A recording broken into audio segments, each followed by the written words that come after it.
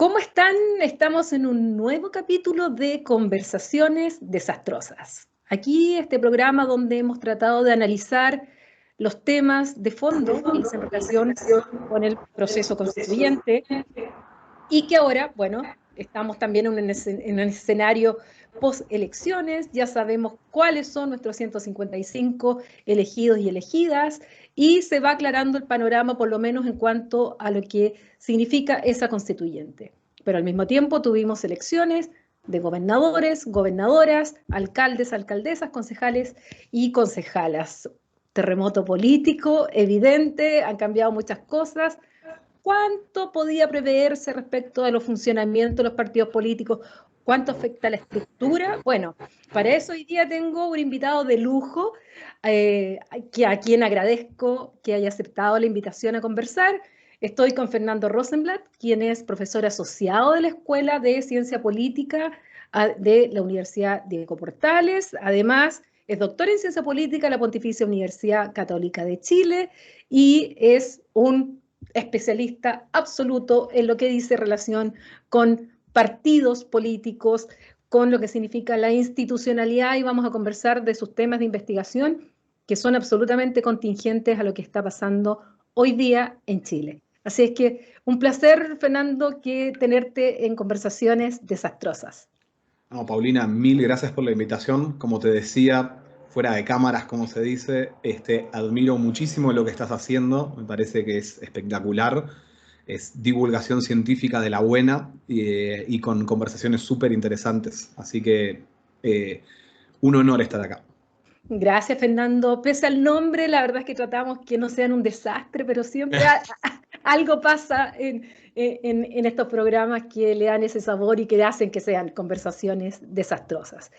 Pero tal como tú dices, efectivamente el objetivo es analizar los temas de fondo con aquellos que han estudiado el tema y ayudarle a la gente a entender, porque finalmente el objetivo que tiene, como tú señalas, divulgación, es que la gente que no tiene incluso nada que ver con nuestra área, pero sí están interesados en lo que pasa en Chile, lo que pasa especialmente en este periodo histórico que estamos viviendo, puedan comprender, puedan tener herramientas de análisis. Lo primero que te quiero preguntar es cuál es tu lectura desde el punto de vista de los partidos políticos y su institucionalidad de lo que ocurrió el pasado fin de semana. Bueno, lo que voy a decir no es ninguna novedad. Asistimos si se quiere, a un hito más y quizás uno de los definitivos, quizás. Todo lo que conversemos acá deberá ser potencial y ahora voy a explicar por qué. Eh, pero asistimos a un hito más, ¿sí? Del desalineamiento electoral, del desalineamiento del sistema de partidos, de la desinstitucionalización del sistema de partidos en Chile. Asistimos a esto, pero que en realidad es un hito más. Yo creo que, bueno, por ejemplo, con Juan Pablo Luna escribimos en el año 2012 un capítulo de un libro que se llamaba Notas para una autopsia, ese capítulo, donde ya identificábamos este tipo de problemas. Juan Pablo también lo venía estudiando de antes, en un paper también con David Alman. Es decir, había distintos estudios que ya venían anticipando que había problemas con los partidos, con el sistema de partidos, con la representación democrática, ¿sí? Esto podemos trazar diferentes hitos que marcan este problema, ¿sí? El movimiento estudiantil y el desacople del movimiento estudiantil de los partidos, que también fue algo progresivo.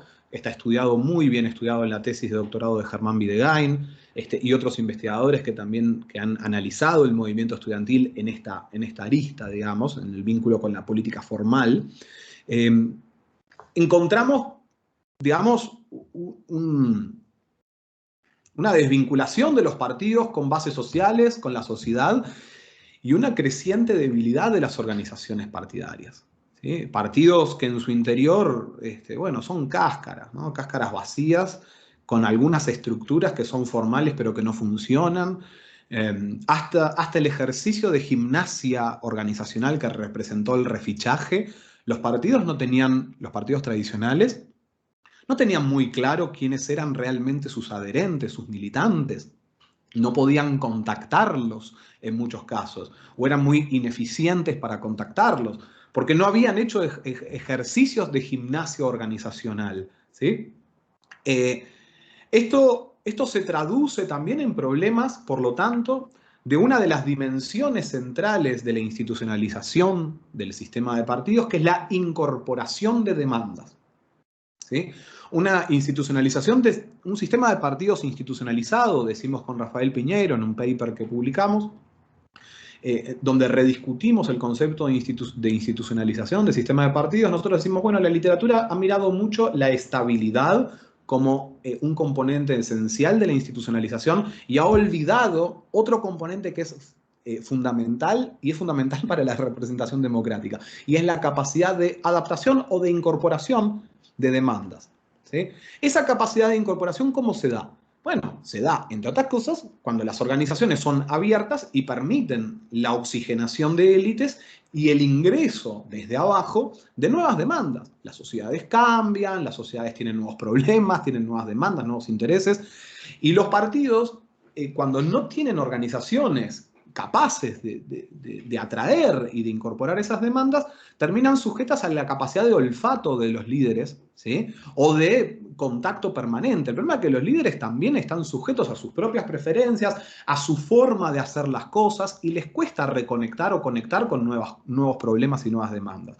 Acá estoy planteando la versión más naive del problema. Hay otros problemas asociados a intereses, espurios y demás que pueden explicar la falta de representación democrática, ¿verdad?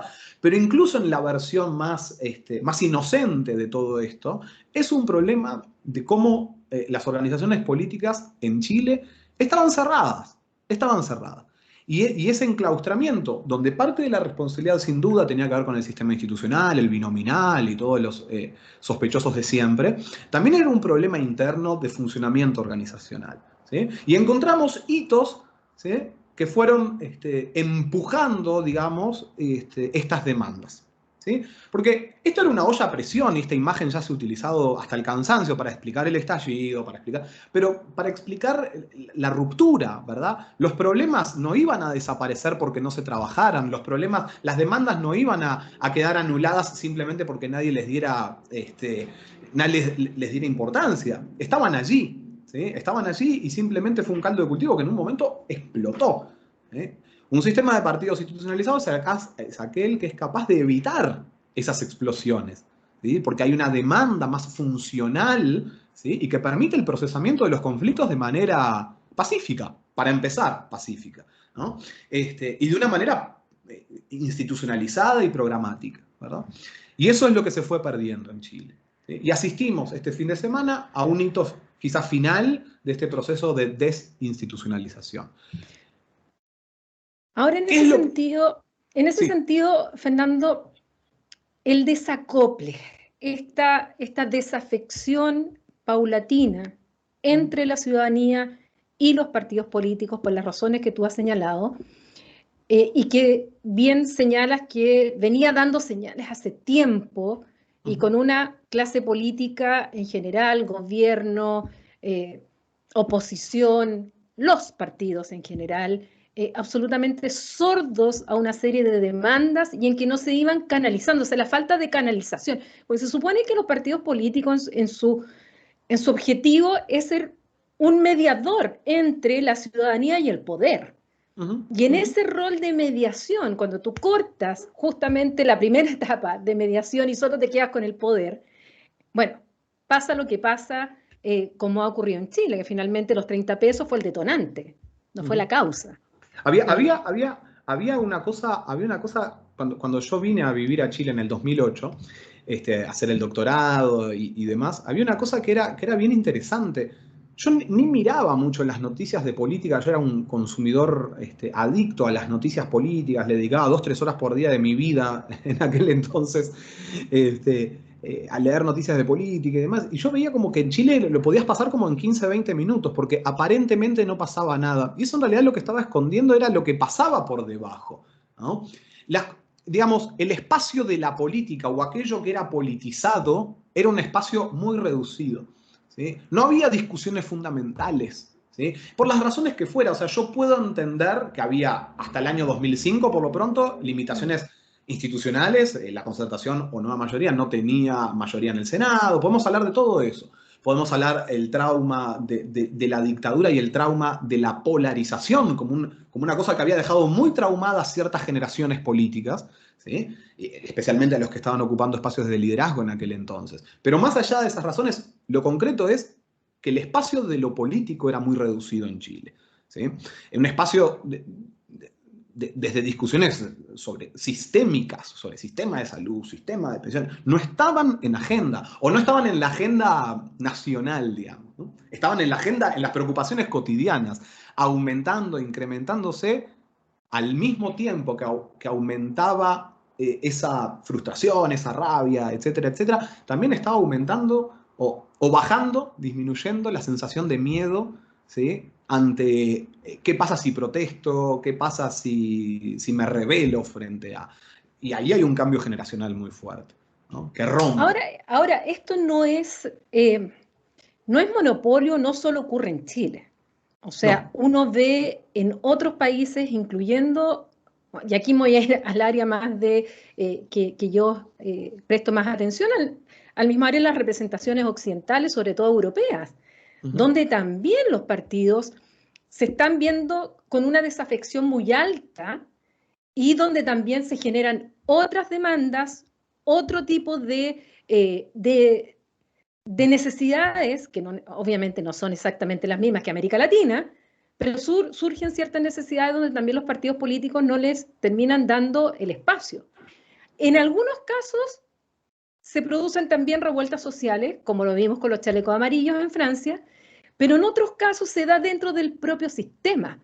Es decir, cambian las tendencias de quienes van teniendo los votos. Lo estamos viendo en Alemania hoy día.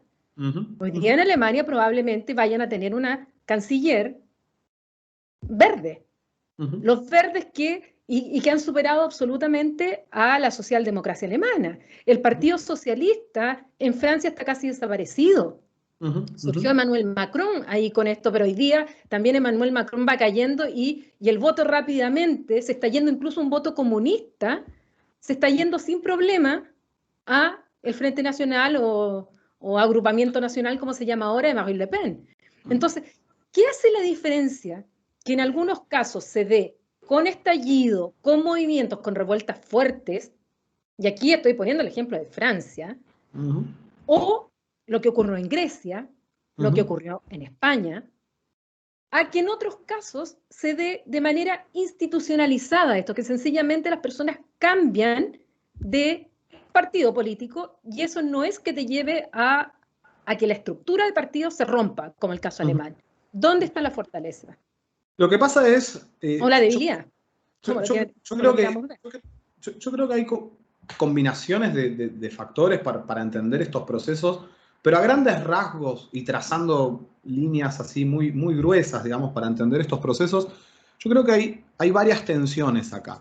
Por un lado, si le creemos a la teoría democrática de que, bueno, ciudadanía más educada, ciudadanía más informada, es ciudadanía más empoderada y ciudadanía que reclama mayor espacio una vez que tiene aseguradas sus condiciones materiales de existencia y se empieza a preocupar de otras cosas y por lo tanto desarrolla ciertas preocupaciones más asociadas a lo que Ingelhard y Welzel llaman la autoexpresión, etc.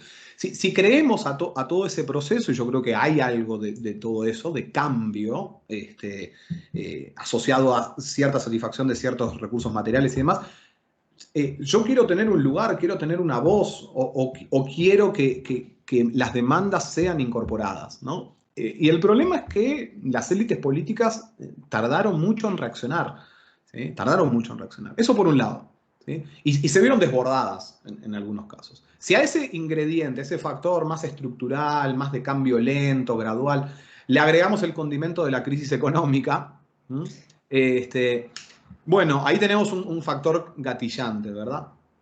Pero también hay que sumar otro elemento que muchas veces se pierde de vista, y es, yo creo que hay sectores, especialmente de la centroizquierda, especialmente la socialdemocracia mundial, que realmente creyó el cuento del fin de la historia, que realmente creyó que, bueno, listo, estamos en un modelo, este modelo es único y bueno, y tal, la cosa se terminó y hay que manejarlo. ¿Te ¿No? refieres a la tercera vía fundamentalmente? Exactamente, sí, yo creo que sí hay que responsabilizar a un sector, digamos, de este proceso de desacople, ¿sí? No, no tanto o no necesariamente por las transformaciones programáticas, ¿eh? Sino por la forma de hacerlo. ¿Sí? O sea, se asoció eso a una forma de hacer política en la que el ciudadano es pasivo y recibe los insumos que los políticos profesionales desarrollan, ¿no? La hiperprofesionalización de la política. Y un Y el cierto cierto. iluminismo también, ¿o no? Exacto, por supuesto, cierto iluminismo, nosotros tenemos esta verdad porque estamos muy formados y somos técnicamente muy buenos, que todo eso puede ser cierto, ¿verdad? El asunto es que eso es un profundo desprecio a sus bases sociales, a sus bases partidarias, y eso fue generando un desprendimiento, ¿sí? ¿Y quiénes aprovecharon eso? Las derechas radicales. ¿Sí? Las derechas radicales, o sea, esto ya está muy estudiado. Esto ya está muy estudiado. Lugares donde antes eran militantes de ciertos sectores, ahora son de derecha radical. Porque los problemas, las discusiones asociados al eje izquierda-derecha, asociados a la redistribución de la riqueza, al problema del desarrollo capitalista, asociado a las condiciones de vida, a la salud, a la educación, no son problemas que las sociedades hayan logrado superar. El trabajo, el temor al trabajo, ¿sí? El medio ambiente no entendido como una cuestión posmaterial, sino como una cuestión asociada a la existencia de la vida misma. Preguntémosle a Mundaka, ¿verdad? Y todo el movimiento, qué es lo que representa y por qué están con tanta rabia. Pero claro, por supuesto, estamos hablando del agua, ¿sí? No estamos hablando del agua en un sentido valórico o qué sé yo, no, estamos hablando de una cuestión asociada a la reproducción de la vida, ¿sí?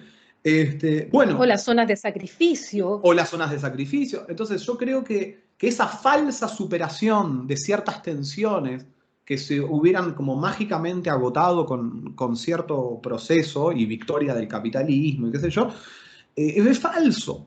Es falso, estaba solo en la mente de algunos intelectuales y de algunos líderes políticos en algunos sectores, en algunos lugares. Y la reacción frente a eso es lo que estamos viendo ahora, ¿no? Esa incapacidad de seguir conectando con esos problemas. Es parte de lo que estamos observando ahora y Chile es un caso de eso por dos razones. Porque siempre tuvo una política muy programática, ¿sí? Entonces, el no tener una política fuertemente programática de discusiones es raro, es raro. Este consenso de los 90 es extraño en la historia política chilena, ¿sí? Eso por un lado. Y por otro lado, por el modelo chileno, ¿no? Un caso extremo de todo este proceso de transformación de economía de mercado, ¿no? El caso icónico de las transformaciones neoliberales, para todo el mundo. Entonces yo creo que también Chile representa un caso extremo de estas disputas. Entonces, no es un vaciamiento del centro lo que está ocurriendo, es un vaciamiento de la socialdemocracia, Eso ¿no? es lo que te iba a preguntar. Justamente hacia allá apuntaba. ¿Qué es lo que está ocurriendo? ¿Es el centro el que está desapareciendo? ¿Es esta visión de este socialismo vinculado a la socialdemocracia, como yo te mencionaba Francia, te mencionaba, bueno, le ocurrió en su momento también, no, claramente le ocurrió al PASOK en la propia Grecia, le está pasando al SPD en Alemania, Ujú. donde incluso llegaron a gobierno. ¿Es eso lo que está pasando? O como otros dicen, no, es que no hay el centro, aquí se está polarizando la sociedad en blanco-negro y no hay centro. ¿Qué está Bueno, pasando? son dos procesos. O sea, lo primero, hay en Borgen, que es una serie muy bonita y qué sé yo, y que tiene algunas cosas un poco inocentes que solo Oye, pueden para mí es ocurrir la en. mejor serie que he visto. Sí, no, es muy buena, pero hay cosas que, claro, solo pueden ocurrir en Dinamarca, digamos, ¿no? Por supuesto. Este, Y Dinamarca es eh, Dinamarca, o sea. no, pero está buena. Pero hay una cosa que está re buena, que está súper bien representada, ¿no? Es como, hay un representante, la vi hace algunos años, hay un representante de la socialdemocracia que dice, yo soy el último representante obrero del partido, ¿no? Eso refleja parte de lo que vivieron todos estos partidos, ¿ah? Que antes lograban, ¿sí?, acercar a una élite intelectual, académica, o qué sé yo, de unos sectores medios acomodados, con la clase trabajadora. Esa ruptura de una clase burguesa acomodada, con cierto perfil intelectual, etcétera, de los sectores populares, ese desprendimiento es parte del problema que vivieron estos partidos y refleja, a nivel de las élites, esta ruptura con lo que estaba ocurriendo en la sociedad real, ¿sí? Eso por un lado. Y por otro lado, yo creo que es importante distinguir, precisamente a la luz de lo que está ocurriendo en Chile hoy, una distinción que es conceptual, es teórica, pero no es menor. Una cosa es la polarización, otra cosa es la radicalización. Sí. Cuando estamos viendo procesos de polarización, estamos viendo procesos que no necesariamente son problemáticos para la democracia. El asunto es cómo los sectores de un lado y el otro procesan esa polarización. Por ejemplo, porque si no, ¿cómo compatibilizamos la importancia que le asignamos en la academia a la disputa programática entre partidos, pero al mismo tiempo decimos que la polarización es mala? O sea, tenemos que ponernos de acuerdo. O sea, si la disputa es programática, en algún sentido va a ser polarizada. El asunto es cuáles son los mecanismos institucionales para resolver y hacer síntesis de esa polarización, ¿no? O sea, si hay espacios de encuentro, yo puedo discutir contigo, debatir muy fuertemente, qué sé yo, pero si al final del día está todo bien, nos vemos seguido, conversamos, tenemos espacios, los valoramos, esa polarización, bueno, después de discutir, queda zanjada. Otra cosa es la radicalización. La radicalización supone que esa polarización, ¿sí?, cambia de tono, ¿no? Cambia de tono. ¿Y cambia de tono en qué sentido? No me importa el otro, ¿sí?, lo paso por arriba y quiero todo ya y quiero todo sin importar lo que piense el otro, ¿ah? Los procesos de radicalización son los que son complejos para la democracia, ¿sí? Y pasar de polarización a radicalización puede ser, es un paso, digamos, y hay que estar atento. Pero la polarización y la discusión profunda es importante para recuperar la legitimidad de esta democracia. Si nosotros queremos que la democracia tenga sentido y que tenga sentido para las grandes mayorías que, como vos decís, no solo en Chile, en todos lados están cuestionando su legitimidad, la están cuestionando porque para las grandes mayorías todo daba lo mismo. Porque los líderes políticos de centro izquierda, de centro derecha, nos decían, y la verdad es que da todo un poco lo mismo, ¿sí? Entonces, ¿no? Entonces, ¿cuál es Y el costaba mensaje que le están... distinguir, de hecho, los programas. Exacto. Entonces, Eran casi iguales. ¿cuál es el mensaje que le estás transmitiendo a la ciudadanía? Y bueno, la verdad es que no importa mucho, ni que vengas a votar, ni que nada, porque, bueno, esto no va a cambiar mucho. Entonces la democracia pierde sentido. La democracia se vuelve aburrida, estable, pero aburrida. El problema es que la democracia estable y aburrida, cuando se encuentra con una crisis, o cuando algunas cuestiones, crisis económica, o cuando algunas crisis terminan de explotar, agua, o qué sé yo, no tiene reservas de legitimidad, ¿sí? Entonces la polarización y la discusión programática intensa es saludable, son canales, son válvulas de escape para canalizar conflictos, ¿sí?, de manera democrática. El asunto es que tengan resolución democrática, ¿sí? Lo que es riesgoso efectivamente es la radicalización, que eso ahora no lo estamos viendo en Chile, ¿no? Lo vimos en octubre, fue una explosión, etcétera, pero no es un proceso de radicalización como, qué sé yo, el que describe Valenzuela para explicar el quiebre de la democracia, ¿no? Ahora, relacionado con eso que estamos hablando, y perdona que siempre mis referentes yo los tiré a Europa y tú los ¿No? llevas a América Latina, por razones obvias. eh, Aquí nos mezclamos un poco y podemos ir comparando realidades. Porque quiero tocar un tema que tú lo has abordado y que además quiero unirlo a otro que yo sé que está en el centro de estudio de tus actuales investigaciones. Quiero llevarte al Brexit. Al Brexit, a la elección en Estados Unidos, a todo lo que fue Cambridge Analytica, todo lo que fueron las redes sociales, todo lo que fue la radicalización, que incluso en el caso del Reino Unido terminó con una diputada laborista asesinada Sí, sí, antes sí. del referéndum, Joe Cox, donde justamente en el Brexit y en la estrategia que se utiliza, y en la película Brexit se ve claramente la estrategia, sobre todo de Dominic Cummings detrás de Boris Johnson, hay justamente una manipulación a través de las redes sociales, a través de la tecnología, todo lo que significa todos estos algoritmos y todo lo que tiene Facebook detrás y todo lo que se vino después, cómo se va mezclando esa representación política, ese sentimiento de la población de desafección con su clase política, donde al mismo tiempo en el Reino Unido vemos un partido laborista que también se le está diciendo, oiga, usted se alejó justamente del movimiento obrero y los sindicatos, que es su base, porque el Partido Laborista está formado justamente de los sindicatos. Y hoy día acaba de perder una de lo que llaman ellos esta cortina roja ahí en el norte de Inglaterra, donde no había ganado jamás el Partido Conservador y se los quitó ahora. Entonces, ¿cómo se va mezclando? ¿Cómo se da esa mezcla? Y que además lleva a los populismos de izquierda radical, de derecha, de ultraderecha, y es toda esta mezcla entre emociones, miedo, incertidumbre, desafección, alejamiento de los partidos de su base, a quien realmente representaban, y la tecnología. En este mundo en que tú sabes lo que está pasando en el Reino Unido en tu teléfono al segundo. Sí. La literatura de comparativismo histórico, Grismala Buse, en un paper muy lindo que se llama Time Will Tell, el tiempo dirá, ella dice, bueno, en el comparativismo histórico hemos analizado los procesos de muy largo plazo, las coyunturas críticas, pero lo cierto es que la historia puede variar de múltiples maneras, ¿no? Y puede variar el ritmo, puede variar la temporalidad. ¿Sí?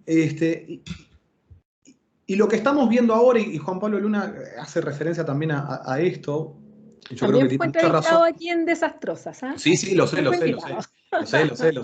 Él habla de la compresión temporal, ¿verdad? O sea, los tiempos se han acelerado, ¿sí? Los tiempos se han acelerado e Internet hace eso. Y los procesos políticos van con otro ritmo, ¿no? Eso genera frustración, eso genera desafección, ¿no? Y si en el medio no tenés una organización que amortigüe estas presiones que van llegando desde las redes y qué sé yo, y que vayan canalizando, es una explosión, ¿no? Es una explosión. Las organizaciones amortiguan, moderan, la organización política, el encuentro de activistas, el encuentro de militantes, el encuentro con los líderes, amortigua discusiones, amortigua, modera, genera educación cívica, en fin, cumplen muchísimos roles, ¿no? Cuando uno está en las redes sociales, cuando uno está con el teléfono, uno está solo, no está mediado, uno no está en una reunión donde, bueno, me tengo que callar porque si me pongo a gritar voy a quedar como un loco. Ahora, yo puedo gritar en Twitter, me puedo poner a gritar porque nadie me va a censurar, ¿no? Hay como una cosa donde cada uno puede decir lo que quiera y al ritmo que quiera, ¿no? Eso daña muchísimo la interacción política, ¿no? Eso daña muchísimo. Ahora, la pregunta es, ¿cuál es el efecto real que tiene la tecnología y que tienen las redes sociales sobre comportamiento y demás? Yo creo que es bastante relativo y tampoco sabemos mucho. Rafael Piñeiro dice que en relación a Cambridge Analytica y a todo lo que pasó, yo creo que ellos terminaron siendo víctimas, él dice, y creo que tiene mucha razón, terminaron siendo víctimas de su propia venta de humo.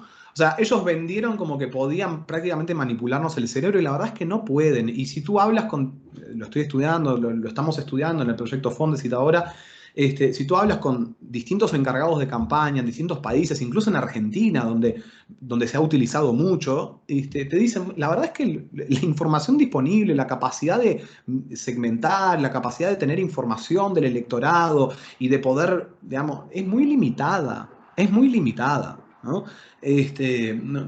No hay esa cantidad de información para que yo pueda prácticamente que manipularle el cerebro a la gente. No funciona así.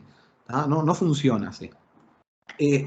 Lo que sí funciona, es varios elementos, ¿no? La tecnología efectivamente ha cambiado mucho la capacidad de elegir distintos segmentos a grandes rasgos y segmentar la publicidad y qué sé yo, y utilizar distintas apelaciones con distintos a distintos públicos, y por lo tanto eso refuerza la idea de tener una democracia segmentada, como la describe Juan Pablo en su libro, ¿no? Esto viene a reforzar la segmentación de la representación democrática, ¿no?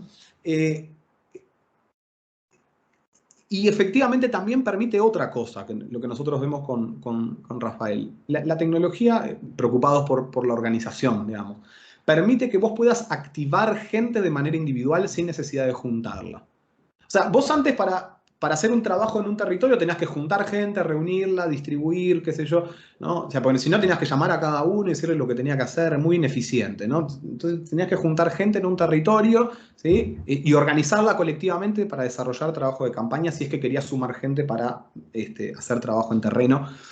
Hoy en día podés hacerlo directamente con la persona, podés activar gente para el trabajo en campaña de manera individual. ¿Eso qué refuerza? Eso refuerza la atomización de los adherentes de un partido. ¿Ah? Y viene a reforzar aún más la inexistencia de espacios colectivos. ¿Ah? Eso es realmente preocupante, digamos, para el desarrollo de las organizaciones partidarias. ¿Sí? Ahora, ¿cuánto realmente incide sobre comportamiento, las campañas hechas, digamos, desde redes sociales y qué sé yo? Bueno, nada incide más, y hay estudios experimentales sobre esto, nada incide más que el contacto cara a cara. Que el golpear la puerta, presentarse. Pero ¿cuál es el problema de eso? Que es lo más costoso, como siempre, ¿verdad? Tener voluntarios que van al terreno y están y golpean la puerta. Pero cuando eso se combina con herramientas tecnológicas, tenemos una campaña brutal. Eso fue Obama. El libro Groundbreakers de Harry Hahn y Elizabeth McKenna, un libro espectacular sobre las campañas de Obama, te describen eso. Te describen la utilización de voluntarios que estaban en terreno y usando tecnología para eso. ¿Sí? Y voluntarios que tenían un rol muy importante. ¿Sí? No eran simplemente soldados de Obama, ¿sí? Sino que desarrollaban capacidades autónomas y locales y quedaron luego como organizaciones. ¿Sí? Que esto también fue funcional a la victoria de Biden ahora. ¿Sí? Entonces, las tecnologías modifican y aceleran ritmos, modifican pautas, ¿sí? Dificultan los incentivos para desarrollar organizaciones y qué sé yo. Pero la política sigue siendo una actividad humana, sigue siendo el mayor diferencial, sigue estando en el contacto cara a cara y en el encuentro, ¿sí? Y la mayor capacidad de las tecnologías se da cuando hay una interacción entre el trabajo en terreno y el trabajo y el uso de tecnología, ¿no? Un ejemplo de esto, de la importancia que sigue teniendo el militante o el activista real, ¿sí? Quedémonos solo con el mundo online. Quedémonos solo con el mundo online. Todos los expertos en comunicación, los que venden estos servicios, te dicen lo mismo. Te dicen, yo lo que necesito siempre es el crecimiento orgánico en redes del mensaje de mi candidato o candidata. ¿Qué quiere decir el crecimiento orgánico?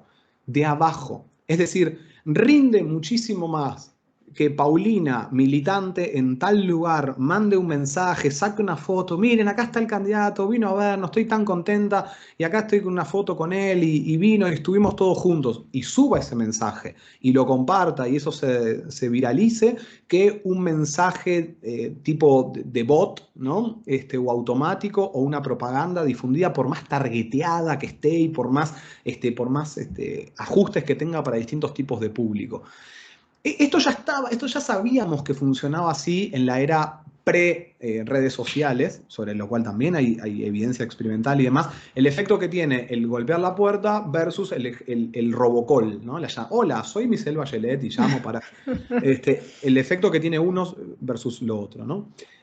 Por lo tanto, y esto lo dicen los que venden estos servicios, los que son expertos en esto, y te dicen, la verdad es que lo que nosotros necesitamos es gente que pueda replicar nuestros mensajes. Y si vos tenés me decía una en Argentina, si vos tenés más de 1000 seguidores, para mí ya sos un influencer y te necesito en la campaña y te voy a dar el material para que vos puedas trabajar y voy a recibir tu feedback para generar contenido.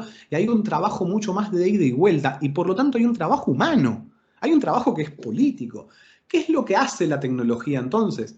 es ser un medio diferente, pero no cambia sustantivamente, ¿sí? Algunas cosas.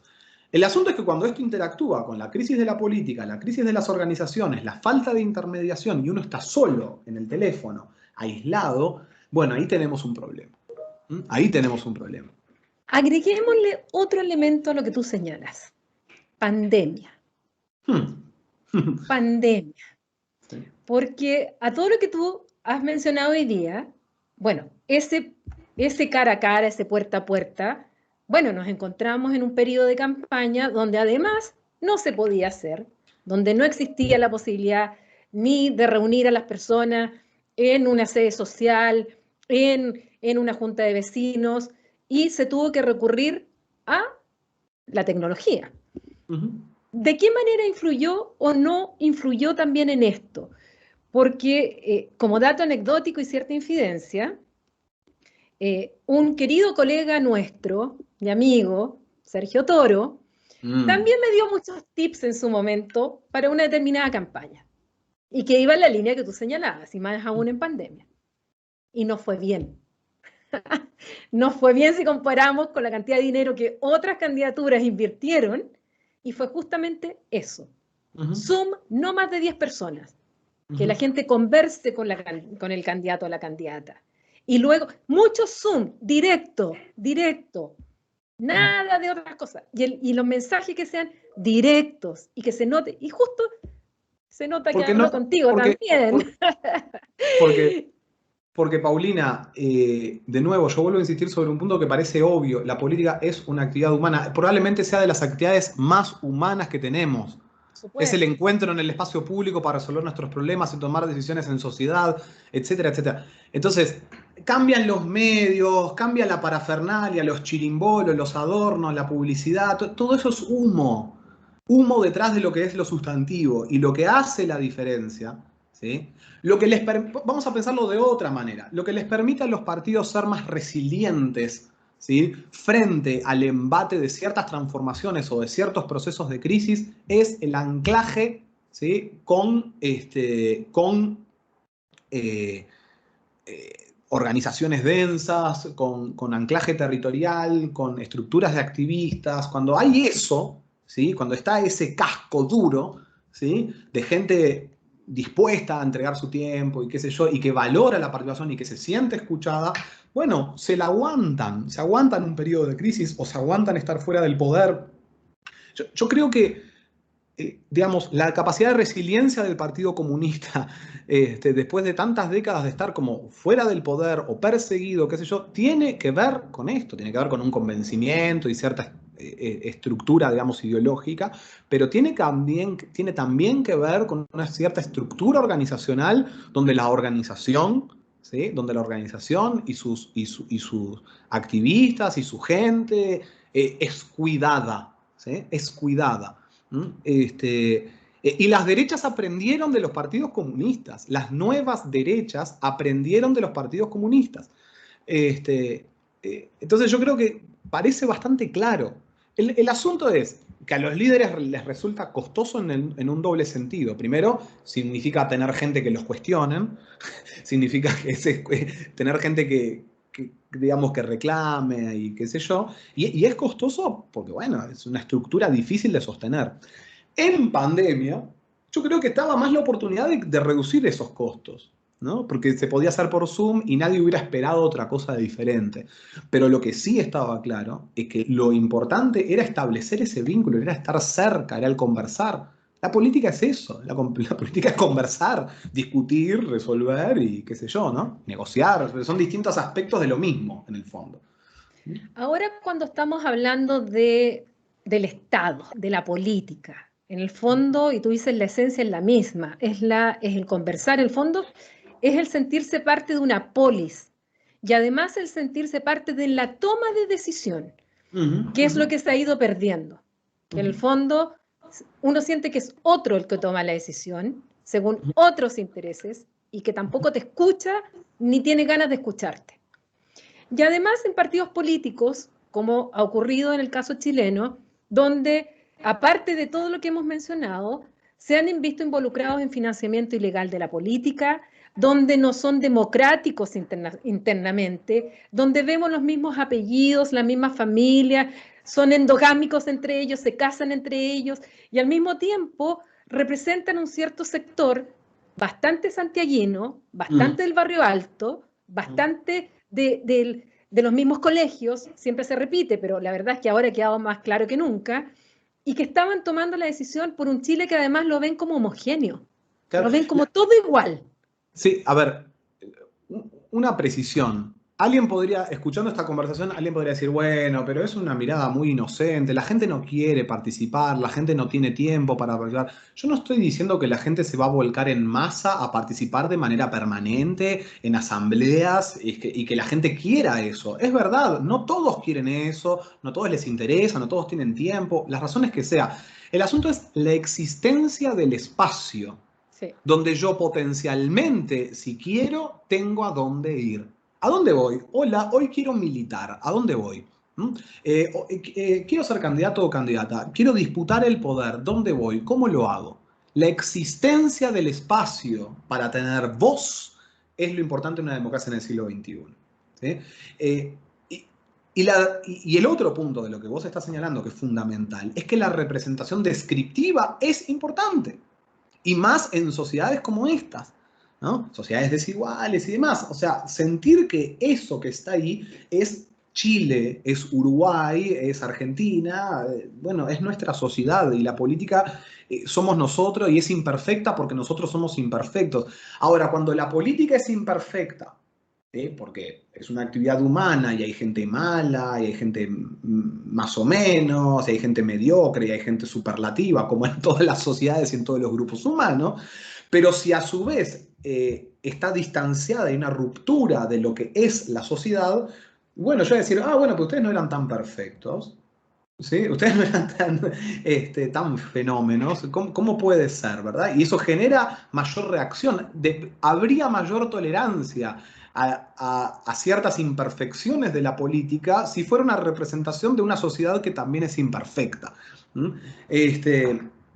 creo que efectivamente el encierro tiene un tope.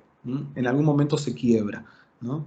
Y por eso es una falsa institucionalización, porque está solo anclada en la estabilidad y no en el oxigenamiento permanente de demandas, actores y nuevos intereses. Esa es una institucionalización real, digamos, del sistema de partidos. Y eso es lo que no había en Chile. ¿Cómo los partidos, en el estado en que se encuentran hoy, sobre todo los partidos tradicionales, después del mazazo que recibieron el fin de semana, la gran mayoría de ellos, tanto de derecha como de izquierda. Y fundamentalmente, bueno, es cierto que el daño lo recibieron mucho más el oficialismo, ni siquiera logrando el tercio en la convención constituyente, con un gobierno, evidentemente, que está con un 9%, según una encuesta, pero claramente que hoy día no está gobernando. Y se supone que para eso fue elegido, para gobernar, para conducir, y hoy día ni siquiera tiene agenda. Obvio que el daño le iba a llegar mayormente a esos partidos políticos, pero también le llegó a los partidos de la exconcertación y les llega esto, así de sopetón, que muchos están mirando para el lado de qué lado venía, cuando en realidad hace rato que venía. O sea, esto, como tú dices, estaba... como lo conversé en un seminario antes de ayer, a diferencia de los terremotos telúricos que tenemos en Chile, que no sabemos cuándo ni en qué momento va a ser, pero sabemos que vamos a tener, se sabía cuándo iba a venir. Lo que no sabíamos era el grado y la magnitud, que creo que fue mucho mayor de la que muchos pensamos. Sí, ¿Cómo se sale de eso? ¿Qué hacen esos partidos ahora? No tengo idea, Paulina. ¿Cómo se reinventan en un escenario como ese? No tengo idea. Es que yo creo que, a ver, creo que hay que ser lo más honesto intelectualmente que se pueda, digamos.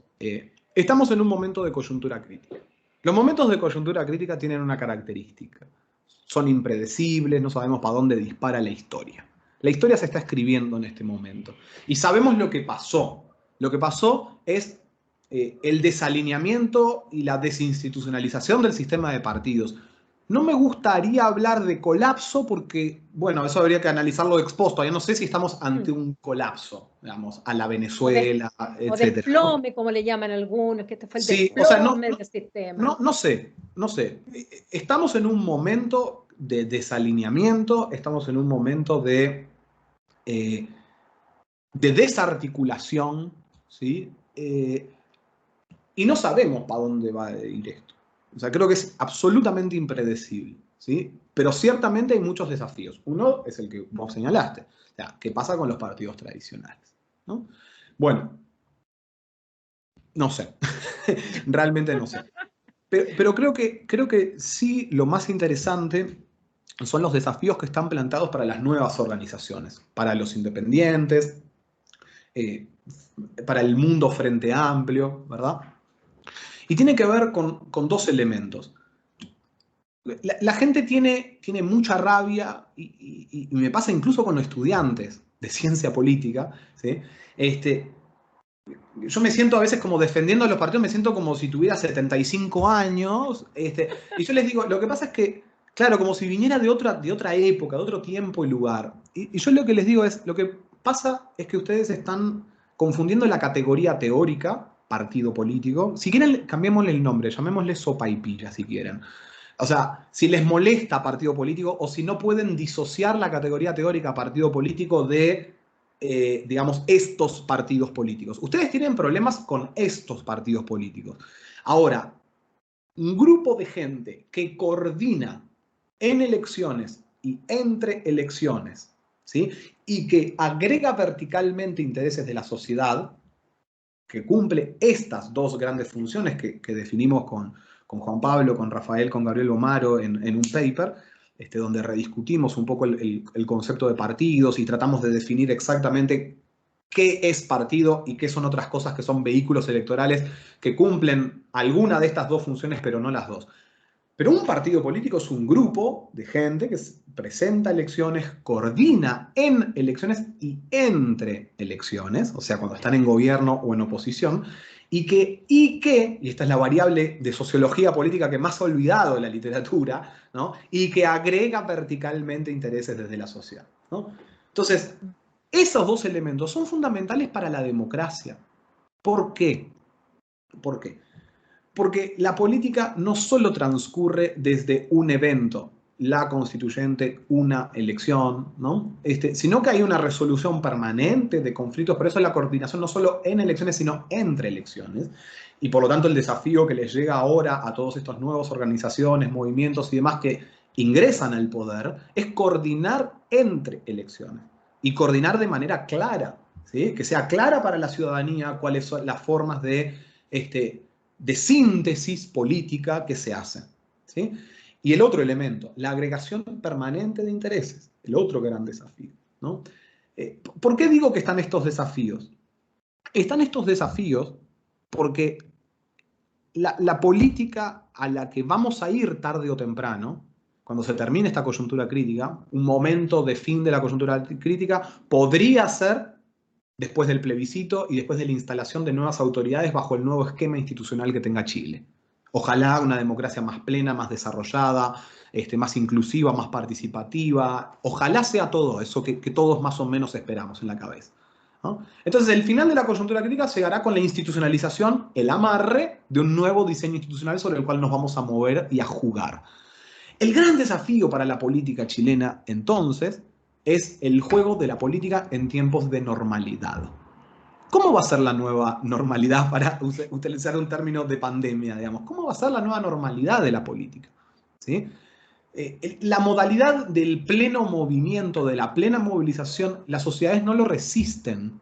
El cerebro no resiste el desorden. Estamos programados para vivir en orden porque lo necesitamos para nuestra vida cotidiana. ¿Mm? Hay momentos donde nos rebelamos, donde las sociedades se rebelan, hay momentos donde nosotros, individuos, ¿sí? Nos ponemos como, así como frenéticos, pero no vivimos frenéticamente, no podemos vivir frenéticamente. Y las sociedades igual, las sociedades no pueden vivir frenéticamente. Va a haber un momento de normalidad. Esto Hirschman lo describía, o sea, los tiempos en los cuales hay un repliegue hacia lo privado, un repliegue hacia lo público, y hay momentos de mayor o menor intensidad, pero hay él hablaba de shifting involvements. O sea, hay momentos en los cuales estamos más volcados a la calle, momentos que estamos más volcados a la casa y a ir a votar, ¿no? Entonces, ¿cómo va a ser esa nueva normalidad? ¿Cómo va a ser esa nueva política? Yo creo que ahí está el desafío más importante, el pensar proyectos políticos con la modalidad organizacional que quieran. Eso es propio de cada organización y lo discutirán, más menos asambleísta. Hay muchas modalidades exitosas a lo largo de la historia. O sea, el Frente Amplio de Uruguay no es la única modalidad exitosa, digamos, de organización política. Hay distintas. El Partido Demócrata de Estados Unidos, el Partido Republicano, los partidos ingleses que tienen tanto tiempo. O sea, hay distintas sensibilidades y formas de organizarse, ¿sí? Los verdes tienen otra modalidad, otras estructuras. Entonces, esa es una discusión más bien, bueno, que irán resolviendo. Pero el desafío central de todas estas nuevas agrupaciones, movimientos, son dos. La coordinación entre elecciones, sobre todo, ¿sí? ¿Cómo van a coordinar para que sus políticas públicas, sus propuestas de política pública sean consistentes, tengan sentido para la ciudadanía, para los sectores que ellos mismos quieren representar, ¿no? ¿Cómo van a hacer síntesis? ¿Sí? ¿De qué manera? ¿No? Bueno, en algún momento vamos a decidir, ponernos de acuerdo, qué sé yo, ¿no? Y a su vez, ¿cómo van a interactuar con el resto del sistema político? ¿Sí? ¿Cómo van a reconocer al otro en ese juego político? Y lo otro es la agregación vertical de demandas más allá del espacio local que representan. Yo, bueno, estudio activismo, creo muchísimo en la participación de base, muchísimo, y es lo que hemos estudiado con Rafael, con Verónica en este libro sobre la reproducción del activismo en el Frente Amplio de Uruguay. O sea que nadie me tiene que convencer de la importancia del activismo y de la participación de base. Ahora, la estructuración tiene que ser vertical, tiene que haber una agregación vertical a nivel nacional. Esto no puede ser la suma de islas de intereses o problemáticas locales, porque hay problemáticas que son problemáticas país, o porque la vida en sociedad y la política tiene trade-off. Proteger el medio ambiente, voy a decir tonteras, digamos, proteger el medio ambiente puede entrar en tensión con otros objetivos de desarrollo y otras necesidades urgentes. Trade-off bien tontos, digamos, ¿no? Pero esas cosas se resuelven con discusiones políticas y síntesis políticas de escala nacional. Entonces, es súper interesante todos estos fenómenos locales de organizaciones, de voluntarios, de activistas que han logrado, digamos, trascender la escala de la organización social y dar el salto hacia la disputa política. Eso es fantástico, es una excelente noticia para la democracia chilena. El involucramiento político y la búsqueda por vías institucionales de satisfacer demandas, pero el desafío va a radicar ahora en traducir esto en una escala nacional. Esto no puede seguir siendo, no es sostenible para la democracia chilena que haya 500 tipos de alternativas y de ofertas de escala local y micro. Es necesario lograr una combinación entre una orientación y una mirada y un anclaje local, una mirada y un anclaje regional, pero tan urgente es pensar proyectos de país, proyectos nacionales, de escala nacional. Y ahí hay un desafío donde la historia no está escrita, no digo que nada esté, no, es parte de los desafíos que vienen, me parece a mí. Y ahí es donde, volviendo a tu pregunta, que no esquivé, pero había un recorrido largo para hacer, ahí puede estar la vía de salida para recuperar la legitimidad de los partidos. Cuando alguien diga, bueno, este es el proyecto, vamos a ponerlo en términos nacional y popular, ¿no? Este es el proyecto nacional y popular del Chile del siglo XXI. Que yo por ahora no lo veo. Ese es el asunto, ¿no? Pero bueno, no lo veo porque estamos en la fase de destrucción creativa, no sé, pero destrucción, ¿no? Estamos en la fase donde todo se rompió, ¿no? Y se está rearticulando todo de nuevo. ¿Para dónde va? Me parece que nadie puede decirlo, digamos. Escuchándote me hace pensar en dos ejemplos. Uno, en el ejemplo del partido de la Liga Norte. Uh-huh. El partido de la Liga Norte en Italia tenía un interés incluso secesionista. Y resulta que en un momento hicieron el cambio y dijeron, no, queremos ser un partido nacional. De hecho, le borraron al nombre oficialmente el norte y quedaron como la Liga. Y a tal punto entendieron esto, que pese a tener un objetivo que nació tan local, que era el separatismo del sur de Italia, que finalmente se transformaron en el partido incluso más votado en el sur de Italia. Lograron romper eso. Pienso en ese ejemplo. Y el segundo ejemplo que pienso es en el de los verdes en Alemania. Porque los verdes en Alemania lo que hicieron fue reinventarse, buscar un nuevo discurso no solo limitado al medio ambiente. Y al mismo tiempo, en esa reinvención, era ser dique para aquellos votos que se estaban yendo hacia Alternativa para Alemania, es decir, a la ultraderecha, que no querían votar conservador, pero que buscaron justamente la forma de encantar un electorado que tampoco quería votar socialdemócrata. Y resulta que el éxito de los verdes en Alemania en gran medida fue que ampliaron su discurso. Lo hicieron más general que el medio ambiente y al mismo tiempo lo hicieron nacional. Y ese es el otro ejemplo que yo creo que está muy vinculado a lo que tú señalas de esa suerte de reinvención o de encontrar ese tan manido término de el relato. Cambiar el relato de lo local, regional, a lo nacional. Sí, pero no es una cuestión, digamos, tiene un correlato en las ideas y demás, pero es de organización. Es de construcción generosa,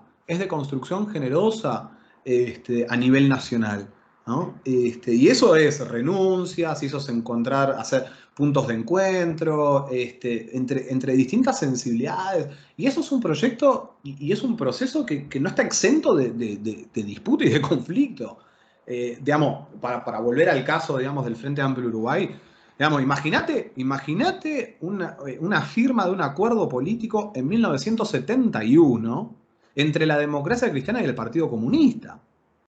Eso fue el Frente Amplio, junto a otras organizaciones, pero digamos lo más llamativo es que los que firmaron eran la Democracia Cristiana y el Partido Comunista, en plena Guerra Fría. Entonces, digamos, la construcción de estos proyectos requiere dar pasos, ¿no? Requiere dar pasos. Y eso requiere liderazgo y eso requiere organización, ¿no? Y encontrar estructuras. De nuevo, yo creo que el desafío pasa por pensar la normalidad, pensar los proyectos de 30 o 40 años desde el punto de vista organizacional y proyectos políticos, cómo nos anclamos, digamos, ¿no? Las nuevas expresiones políticas que están surgiendo y que ojalá permanezcan en la política. Yo vuelvo a insistir, nada más buena noticia que tener una convención constituyente que refleja Chile, ¿no? Que refleja lo que es realmente Chile. El asunto, eso es una cosa, la representación descriptiva, y otra cosa es cómo se estructura, se coordina, cómo funciona, que es otro problema. Digamos, ¿no? Vamos a ver cómo va a funcionar. Claro, o sea, cómo se llegan a acuerdos, cómo se logra construir de nuevo. Una cosa es cuando vos estás negociando con el Partido Socialista y qué sé yo, y la Democracia Cristiana, vos sabés que hay dos organizaciones con cierta estructura, con cierta bajada de línea, ¿no? Es más previsible la negociación y por lo tanto más fácil y por lo tanto más posibilidad de llegar a acuerdos. Cuando en realidad vos estás negociando con independientes, cada uno como que autoproclamándose como una isla autónoma, bueno, eso es un desafío más grande. Aumentan los puntos de veto, aumentan las tensiones, digamos, y va a haber un desafío ahí muy, muy grande, muy, muy grande. Bueno, eso yo creo que es importante destacar porque se suele escuchar ahora, sobre todo post-elecciones, la derecha no tuvo el tercio de veto, por lo tanto vamos a lograr o sea, es cosa de mirar lo que piensan esos otros 2/3, más de 2/3, que no piensan lo mismo respecto al mismo tipo de Estado que quieren. O sea, no es homogéneo. Los constituyentes de la lista del pueblo se han cansado de decir que digamos que ellos no son Partido Comunista, no son Frente Amplio, que no nos vengan a buscar porque no sé qué. O sea, creo que hay muchas señales de que esto no va a ser, digamos, y es razonable que sea así, porque, a ver, porque no se llega a la formación de estas nuevas organizaciones y demás por una vía de un proceso. Esto es el nacimiento después de un estallido. O sea, esto no es el proceso natural de unión de movimientos sociales que, enfrentados ante una coyuntura, qué sé yo, decir, venimos de un estallido, ¿no? En un estallido, y no nos olvidemos, y una década de movilizaciones sociales. Una década de movilizaciones sociales, ¿no? Nosotros, los uruguayos que estamos en Chile, politólogos que como vos sabés somos algunos, siempre bromeamos y decimos, vinimos acá, pensamos que esto era estable, no sé qué, nos mintieron, ahora esto, ¿no? Y es impresionante la transformación de Chile desde el 2006 para acá, por así decirlo, ¿no? Por poner una fecha asociada al movimiento pingüino y demás. Entonces son muchos años donde hay mucha rabia, mucho enojo, mucha desconfianza. Entonces, bueno, no le podemos pedir a todos estos nuevos sectores y organizaciones que de un día para el otro empiecen a confiar con la política más institucionalizada. Hay que construir esos espacios, hay que construir esa confianza, ¿no? Ahí hay un desafío que es tremendo. Y el gran riesgo de todo esto, es que esto no tenga un correlato de policy en el corto plazo. Porque, o sea, la sensación puede ser de una frustración tan grande, ¿no? Imagínate un escenario en el que la constituyente crea y después se aprueba una constitución, bueno, incluyendo muchos derechos, reclamando ciertos asuntos que luego no tienen un correlato de policy porque en las elecciones que son nacionales no se logra coordinación, no se logran mayorías y por lo tanto no se logran, por lo tanto, aprobar leyes que sean acordes con esas normas o ese espíritu constituyente, ¿sí? Eso puede generar frustración, y una nueva frustración es un nuevo estallido, y ya se nos acabó la llave de la Constitución de Pinochet, ¿sí? Esta es una frustración con el proceso nuestro, digamos, que no supimos encauzar. Entonces, los desafíos que llegan para adelante son súper fuertes, y Alfredo Joñán, por ejemplo, ponía ahí, o sea, quizás otros también, pero lo vi hace poco ese tuit, me pareció muy pertinente. O sea, no hay que olvidar que votó el 43%. Sí. O sea, Claramente. acá no hubo, y acá no hay que perderse en esto. Y si vamos a los sectores populares, la votación es bajísima, ¿no? De niveles de elección municipal típica, digamos, ¿no? Bueno, típica de los últimos años. No hay que olvidar que acá no hay un movimiento nacional y popular en las calles, movilizado. Lo hubo en el estallido, pero no hay encauzado políticamente, ¿sí? Que tenga un correlato en el voto, ¿sí? Que tenga un correlato en el voto. Digamos, estos nuevos independientes, estos nuevos sectores, nacen al alero, digamos, de una profunda colapso del gobierno, del oficialismo y reacción al oficialismo, del estallido, del colapso del sistema de partidos, ¿sí? Pero no es que votó el 70% de la población, no es que salió todas las comunas populares a apoyar estos proyectos, ¿no?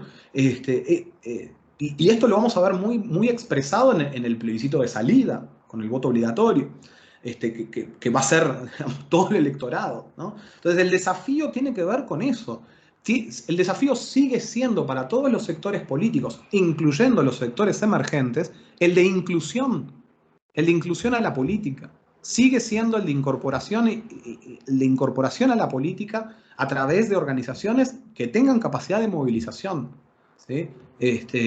Algunos líderes políticos del Frente Amplio que escuchaba eran conscientes de esto, más allá de, obviamente, el festejo, la euforia, ganamos, nos fue muy bien, etcétera, etcétera, pero algunos llamaban la atención sobre esto.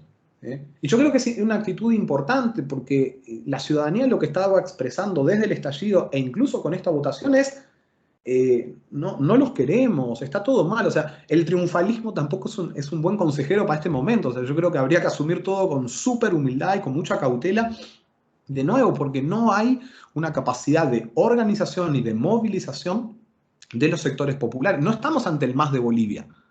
No estamos ante el MAS de Bolivia, ¿no? de una articulación de esa magnitud, digamos, ¿no? Además que la volatilidad en ese sentido del electorado es muy alta. O Es sea, muy hoy alto. mañana pueden perfectamente votar, no votar por los que votaron el fin de semana. Entonces, el creer que esa es finalmente el fin de la historia, volverse a creer un fin de la historia, es Sí, cometer sí. el peor error, porque justamente Eh, la volatilidad es alta en ese sentido. Yo, conversando precisamente con Rafael Piñeiro de esto, él decía, probablemente si en estos días que estamos justamente trabajando sobre todo esto, él decía, bueno, si le preguntamos en las calles a la gente por quién se siente representado después de la elección, nada habrá cambiado. No es que ahora se sienten representados por estos sectores, digamos, ¿no? O sea, yo creo que en ese sentido no hay cambio. Por eso yo digo, está bien, hay cambios de autoridades, hay emergencia de nuevos liderazgos, pero yo no hablaría aún, en el medio de esta coyuntura, de un cambio político. Porque no sé cuál es ese nuevo cambio político. No digo que no lo vaya a haber, potencialmente parece todo indicar que estamos ante un profundo cambio político, pero lo que tenemos ahora es un cambio de autoridades, es una emergencia de nuevos sectores, en un proceso histórico y muy importante, la emergencia súper interesante y súper positiva de dos elementos que no hemos conversado hasta ahora, que es las mujeres, ¿sí? Impresionante, Sí. impresionante.